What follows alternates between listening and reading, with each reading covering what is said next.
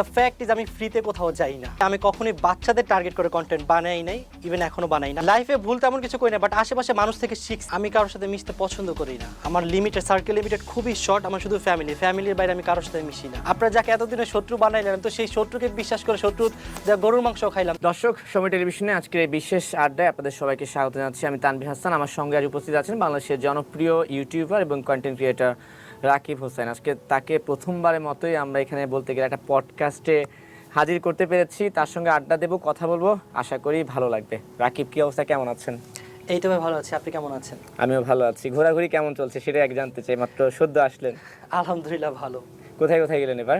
এই তো চায়না ঘুরে আসলাম, চায়না থেকে থাইল্যান্ড গেলাম, থাইল্যান্ড থেকে যে কালকে এসে আপনাদের এখানে চলে আসলাম। আচ্ছা, ঠিক আছে, আপনাকে অসংখ্য ধন্যবাদ যে এত দৌড়াদৌড়ির মাঝখানেও আমাদেরকে সময় দিয়েছেন। প্রথম যে প্রশ্ন করতে চাই, সবাই প্রথমত একটা প্রশ্ন করে যে রাকিব বাংলাদেশের একজন কন্টেন্ট ক্রিয়েটর, ইউটিউবার, তো